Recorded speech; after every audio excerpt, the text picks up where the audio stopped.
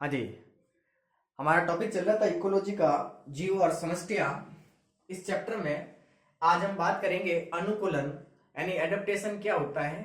देखिए, ये हमारी एनसीईआरटी की पेज बाय पेज सीरीज चल रही है और 12th क्लास के अंदर हमने इसमें इकोलॉजी सबसे पहले शुरू किया था और उस चैप्टर में हम बात कर रहे हैं आज अनुकूलन यानी एडेप्टेशन क्या होता है, कैसे इसकी परिभाषा है, जंतुओं के अंदर ये कैसे हैं, पादपों के अंदर ये कैसे हैं, तो इनके एग्जाम्पल की भी बात करेंगे।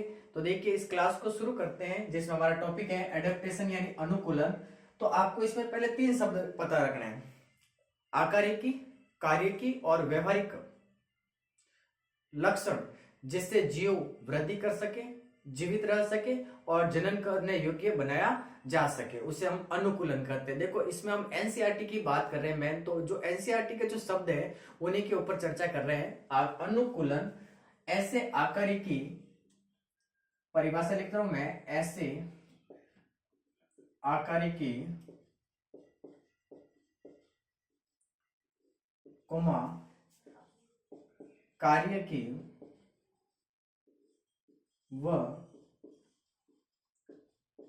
व्यवहारिक लक्षण जो जीवों को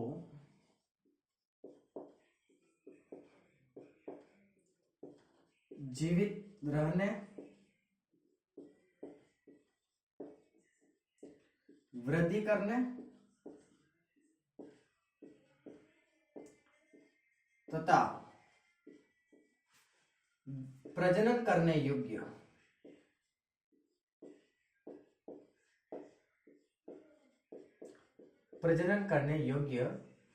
बनाए रखते हैं, उन्हीं को हम क्या करते हैं, अनुकूलन करते हैं। ये एनसीईआरटी के अंदर परिभाषा दी रखी है। तो 3 शब्द याद रखना है: आकारिकी या कार्यकी या फिर उनके व्यवहारिक लक्षण जो किसी जीव को जीवित रहने, वृद्धि करने और प्रजनन करने योग्य बनाए, उनको हम कहते हैं अनुकूलन। 3 शब्द ये और 3 शब्द ये: जीवित रहने, वृद्धि करने और प्रजनन करने योग्य बनाए रखे, उन्हीं को हम कहते हैं अनुकूलन। अब हमारी जो एनसीईआरटी है वो कह रही है कि अनुकूलन पादपों के अंदर कैसे होता है और जंतुओं के अंदर अनुकूलन कैसे होता है वो पढ़ना है। तो देखिए, आपको 2 अनुकूलन पढ़ने हैं। एक पढ़ना है जंतुओं के अंदर यानी एनिमल्स के अंदर, जंतुओं में यानी एनिमल्स के अंदर, और एक पढ़ना है आपको पादपों के अंदर यानी प्लांट्स के अंदर, किस प्रकार से अनुकूलन होता है। ठीक है, क्लियर दिखाई दे रहा है आपको? 2 प्रकार के अनुकूलन देखने आपको इस चैप्टर में। एक देखना होगा जंतुओं के अंदर और एक देखना होगा आपको पादपों के अंदर यानी प्लांट्स के अंदर। हम सबसे पहले बात करेंगे जंतुओं के अंदर। जंतुओं के अंदर हम पहले एग्जांपल लें तो एक कंगारू चूहा आता है जो कि उत्तरी अमेरिका का है। वो क्या करता है कि अपने शरीर के अंदर जल की पूर्ति को करने के लिए, जल की जो पूर्ति है उसको पूरा करने के लिए वो 2 चीजें करता है। या पहली करता है, वो उसके शरीर के अंदर जो आंतरिक वसा होती है उसका ऑक्सीकरण कर देता है, और दूसरा अनुकूलन होता है उसके अंदर सांद्र मूत्र का उत्सर्जन। ठीक है, तो सबसे पहले एग्जांपल की बात करें हम जंतुओं के अंदर तो लेते हैं कंगारू चूहा। कंगारू चूहा, ठीक है, ये कहाँ का है? उत्तरी अमेरिका का। उत्तरी अमेरिका में पाए जाते हैं। ठीक है, ये क्या करते हैं कि अपने शरीर के अंदर जो जल है, जल की पूर्ति करने के लिए 2 अनुकूलन करते हैं। पहला तो ये करते हैं कि उनके अंदर जो आंतरिक वसा है, शरीर के अंदर जो स्टोर है फैट, आंतरिक वसा का ऑक्सीकरण करते हैं। आंतरिक वसा का क्या करते हैं? ऑक्सीकरण करते हैं। और दूसरा इसके अंदर होता है सांद्र मूत्र का उत्सर्जन। सांद्र मूत्र का उत्सर्जन करते हैं। ठीक है, तो पहला अनुकूलन का उदाहरण है जंतुओं के अंदर कंगारू चूहा जो कि उत्तरी अमेरिका में रहता है।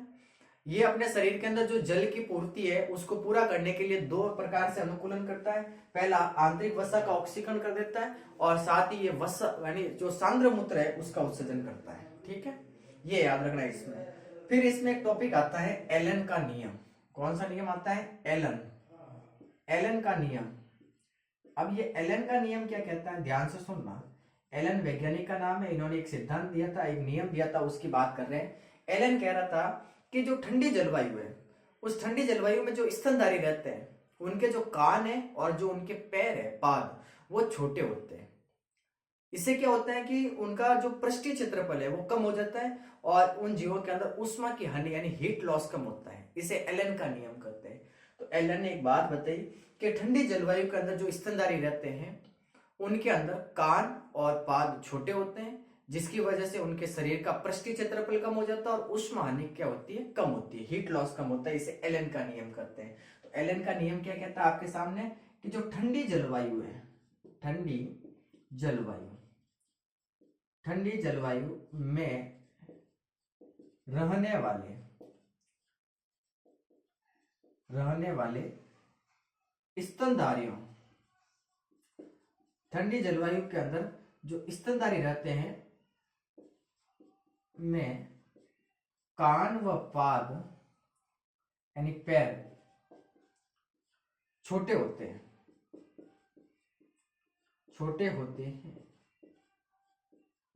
जिससे उनका पृष्ठीय क्षेत्रफल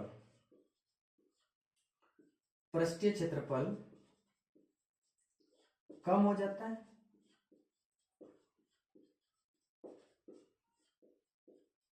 अर्थात ऊष्मा हानि, हीट लॉस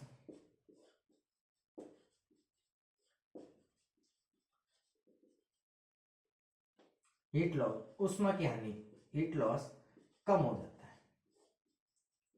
इसे एलन का नियम कहते हैं। क्या कहते हैं? एलन का नियम कहते हैं। तो दो चीजें आपके सामने, फटाफट यहां तक नोट कीजिए, फिर आगे बढ़ते हैं। देखो, हम अनुकूलन पढ़ रहे हैं। अनुकूलन में अभी तक हमने बात की कि आकारिकी या कार्य की या व्यवहारिक लक्षण जो जीवों को जीवित रहने, उनके प्रजनन करने और उनको वृद्धि करने के लिए जो योग्य बनाते हैं उन्हीं को अनुकूलन कहते हैं। अनुकूलन आपको दो पढ़ने, एक जंतुओं के अंदर, एक पादपों के अंदर। जंतुओं के अंदर हमने एक एग्जाम्पल लिया कंगारू चूहों का, जो उत्तरी अमेरिका के अंदर रहता है।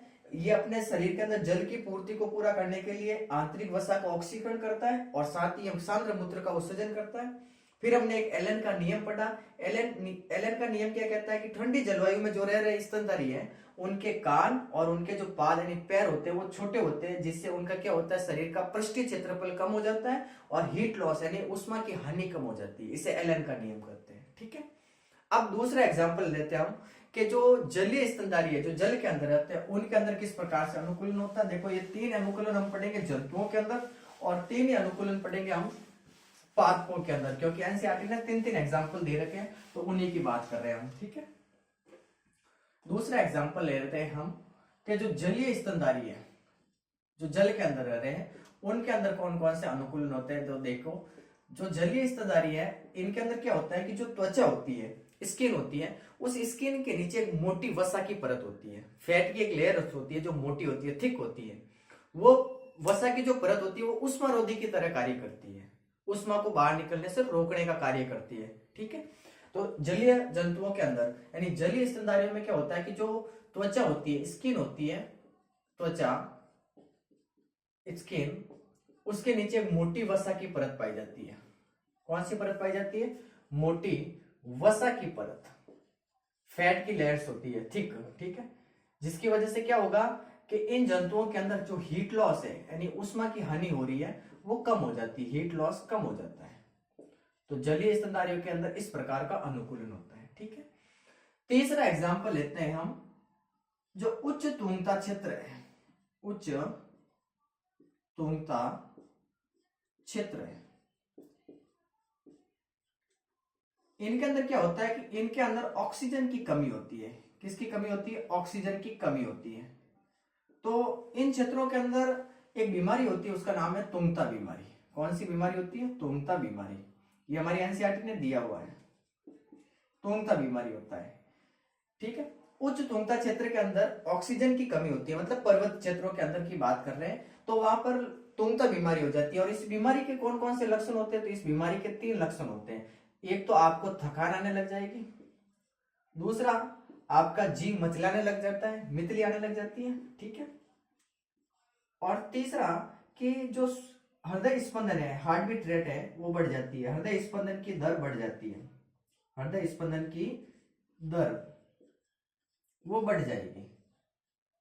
इनके अंदर उस समय कौन कौन से अनुकूलन होते हैं? तो इसके अंदर देखो अनुकूलन पहला तो होता है कि इनके अंदर जो आरबीसी का उत्पादन है वो बढ़ जाता है। आरबीसी मतलब रेड ब्लड कॉर्पल्स, इनका जो प्रोडक्शन है वो बढ़ जाता है। तो आरबीसी का उत्पादन बढ़ जाएगा इनके अंदर, आरबीसी का उत्पादन बढ़ जाता है, ठीक है। दूसरा, इनके अंदर जो श्वसन दर है यानी रेस्पिरेशन रेट, श्वसन दर वो भी बढ़ जाती है। और तीसरा ही इसके अंदर अनुकूलन होता है कि हीमोग्लोबिन जो कि एक श्वसन वर्णक है, इसके साथ ऑक्सीजन की जो बंधुता है, बंधने की जो कैपेसिटी है वो क्या हो जाएगी? कम हो जाएगी। वो क्या हो जाती है? कम हो जाती है। तो ये 3-4 चीजें और याद रखनी है। तो ये जंतुओं के अंदर अनुकूलन थे। कौन कौन से थे? एक तो था कंगारू चूहा जो कि उत्तरी अमेरिका में है। ये अपने शरीर के अंदर जो जल है उसकी पूर्ति करने के लिए आंतरिक वसा का ऑक्सीकरण कर रहा था और उसके साथ वो सांद्र मूत्र का उत्सर्जन कर रहा था, ठीक है। फिर हमने पढ़ा एलन का नियम। एलन एक बात बताता है कि जो ठंडी जलवायु है वहां पर जो स्तनधारी रहते हैं उनके कान और उनके पाद जो पैर होते हैं वो हमेशा छोटे होते हैं। इससे क्या होगा कि उन जीवों का जो पृष्ठीय क्षेत्रफल है वो कम हो जाता है और पृष्ठीय क्षेत्रफल कम होने की वजह से शरीर से जो उष्मा हानि हो रही है वो कम हो जाती है। इसे एलन का नियम कहते हैं। फिर दूसरा हमने पढ़ा एग्जाम्पल के जो जलीय स्तनधारी है, जो जल के अंदर रहते हैं, उनके अंदर क्या होता है कि उनके अंदर जो त्वचा होती है, उन त्वचा के नीचे एक वसा की मोटी परत होती है और वो मोटी उष्मा की वसा की जो परत होती है ना, वो उष्मा हानि को रोकती है, इंसुलेटर का कार्य करती है। तीसरा एग्जाम्पल हमने पढ़ा कि जो उच्च तुंगता क्षेत्र है यानी पर्वतों की बात कर रहे हैं, वहां पर ऑक्सीजन की कमी होती है और ऑक्सीजन की कमी की वजह से वहां के क्षेत्रों में तुंगता बीमारी हो जाती है। इस बीमारी के लक्षण कौन कौन से? एक तो थकान आने लग जाती है, एक मितली आने लग जाती है और एक हृदय स्पंदन की दर बढ़ जाती है। तो उस समय इनके अंदर कौन कौन से अनुकूलन होते हैं? इसके अंदर एक तो अनुकूलन होता है आरबीसी का जो प्रोडक्शन है रेड ब्लड सेल का वो बढ़ जाता है। दूसरा, इनके अंदर जो रेस्पिरेशन रेट है, श्वसन दर है, वो भी बढ़ जाती है। और हीमोग्लोबिन के साथ जो ऑक्सीजन की बंधुता है, बंधने की जो कैपेसिटी है वो क्या हो जाती है? कम हो जाती है, ठीक है। सामान्यतः आप जब श्वसन तंत्र पढ़ते हैं 11th क्लास का, तो उसमें पढ़ते हैं कि एक हीमोग्लोबिन के साथ 4 ऑक्सीजन के अणु जुड़ते हैं और वो परिवहन करता है और ऑक्सी हीमोग्लोबिन बनता है। ऑक्सीजन जब हीमोग्लोबिन के साथ जुड़ता है तो वहां पर ये ऑक्सी हीमोग्लोबिन वापस आएगा। वो वहां पर ऑक्सी हीमोग्लोबिन है ना, वो बनने की जो कैपेसिटी है, मतलब हीमोग्लोबिन की जो ऑक्सीजन के साथ जो बंधने की जो कैपेसिटी है वो क्या हो जाती है? कम हो जाती है। ये सारे अनुकूलन होते हैं जंतुओं के अंदर। अब एनसीईआरटी ने दे रखा है कि पादपों के अंदर कौन कौन से अनुकूलन होते हैं। ये तो जंतुओं की बात हो गई, तो पादपों के अंदर कौन कौन से होते हैं उनकी भी बात कर लेते हैं। तो देखो इसके अंदर भी आपको 3 एग्जाम्पल पढ़ने हैं पादपों के अंदर। अब 3 कौन कौन से?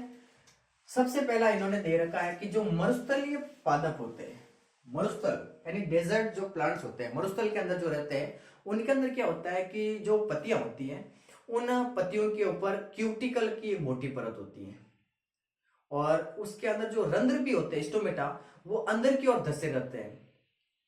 जिससे क्या होगा कि जो वाष्पोत्सर्जन है उससे जल की हानि कम हो जाती है। ये पहला। दूसरा हम पढ़ेंगे CAM, क्रेसुलेशियन एसिड मेटाबॉलिज्म जो प्लांट्स हैं उनके अंदर स्कोटो एक्टिव स्टोमेटा होते हैं और वो गजब के हैं, वो तो दिन में बंद रहते हैं और रात में खुलते हैं।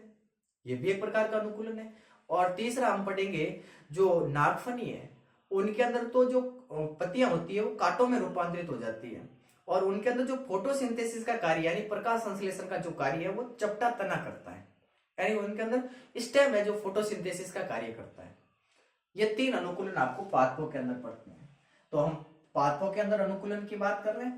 पहला एग्जाम्पल हम लेते हैं, सबसे पहले मरुस्थलीय पादप, डेजर्ट जो प्लांट्स है उनकी बात करेंगे। मरुस्थलीय पादप की, मरुस्थलीय जो पादप होते हैं इनके अंदर क्या होता है? इनके अंदर जो पत्तियां होती है यानी लीव्स होती है, उन पत्तियों के ऊपर एक मोटी क्यूटिकल की परत पाई जाती है। कौन सी परत पाई जाती है? क्यूटिकल की परत पाई जाती है।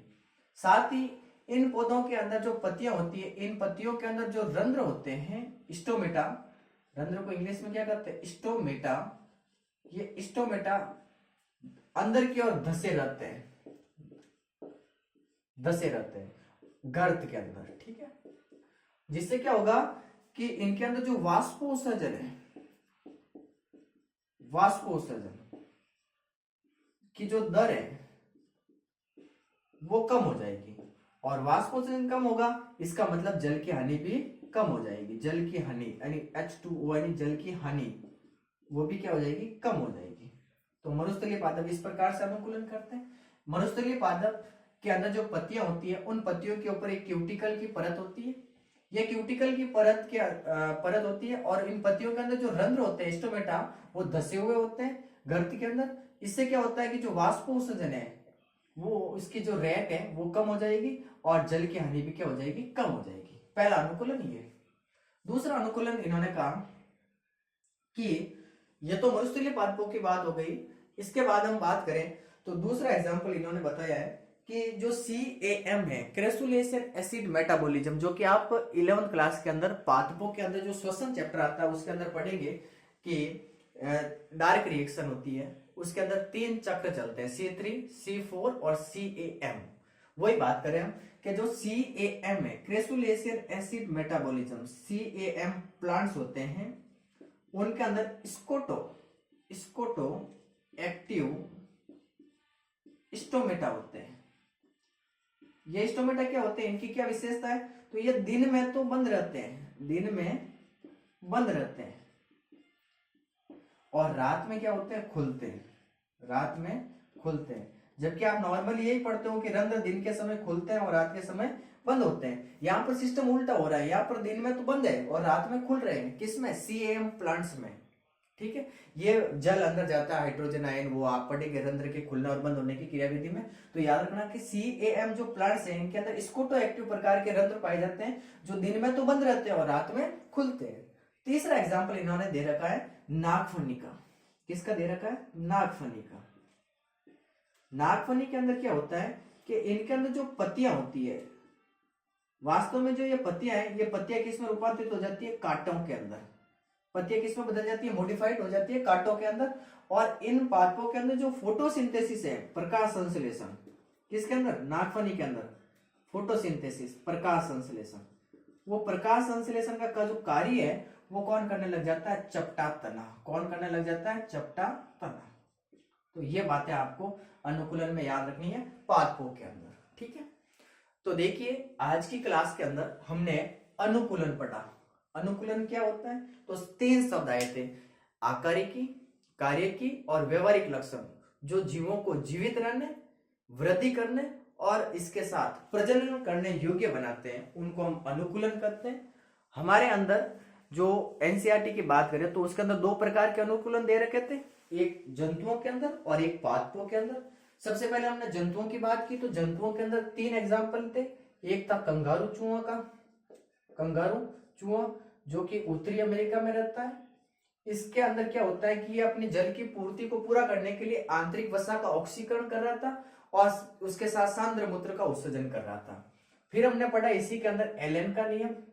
एलन ने एक बात बताई कि जो ठंडी जलवायु है वहां पर जो स्तनधारी रहते हैं उनके कान और उनके जो पैर होते हैं वो छोटे होते हैं, जिससे क्या होता है कि उनका क्षेत्रफल कम हो जाता है और उष्मा हानि कम हो जाती है।